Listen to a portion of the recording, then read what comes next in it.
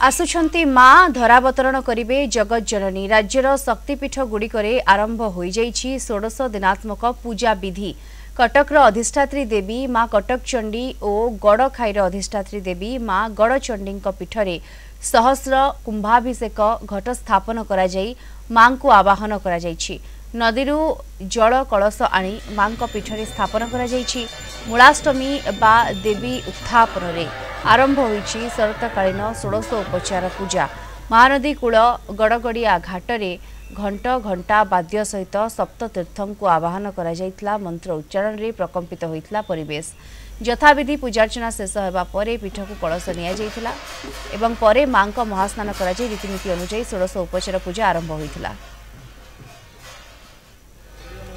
अधिक सूचना पाई सीधासलख आम सहित कटक जोड़ी होती आम रिपोर्टर जय महांती जोड़ी होती। जय षोडश दिनात्मक पूजा मांकर आरंभ हो जाइछि। आज दिन में कौन देखुं मांकर संपूर्ण रीतिनीति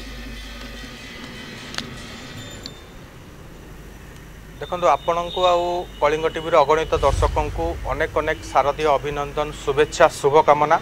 गतकाली मूलाष्टमी देवी उत्थापन परे परे प्रक्रिया आरंभ होइतिला। नदी कूलर सुंदर दृश्य दर्शक माने देखुतिले टिके एबे मां को दर्शन भक्त माने श्रद्धालु माने करंतु। आमे मां कटक चंडींकर मंदिर सामना रे अछु एवं एठी सकाळु सकाळु सूर्योदय परे परे ही हजार हजार श्रद्धालु एई जगह को आसिकी पहुँचुचंती। गोटे फ्लोटिंग क्राउड आमे देखुचु श्रद्धालु मानकर भक्त मानकर एवं आजी मांकर सुनाबेश आसंता काली ठारू भिन्न भिन्न बेश 16 दिन धरी मांकर शोभा पाइब। माँ दर्शन देवे श्रद्धालु मानकु भक्त मानकु।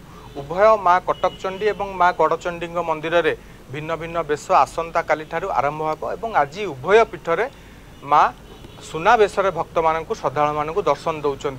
गतकाली नदी कूल रीतिनीति सहित पूजार्चना करागला एवं घट स्थापन करागला। पूजा करा जाई सेठू एठिकी सहस्र कुंभाभिषेक पर जहाँ जहाँ प्रक्रिया माँ को आवाहन करा जाई ताकू समापन करागला एवं महास्नान पर से सब प्रक्रिया आगू को बढ़िला। आज सुनाबेश जने भक्त अच्छा आम सहित माँ टिके आमको आपण ना कहे परिचय देवे केते बेलू आसिले मंदिर। मो ना सुषमा काहाड़ी मंदिर मु 7टा भितर आसिक मंदिर रे गड़चंडी कटक चंडी आसुची। आम पड़े माँ को दर्शन सारिक कौन मागंती प्रति वर्ष ना नहीं? हाँ माँ को आमर निज मनस्कामना पूर्ण हुए। आम छोट बड़ू आम ये आसीचु। अच्छा घरे रही माँ को डाकिबा और एठिके आसीबा हर पार्थ के अछि ना आसु प्रति वर्ष आम 16 वर्ष देखा आम आसु।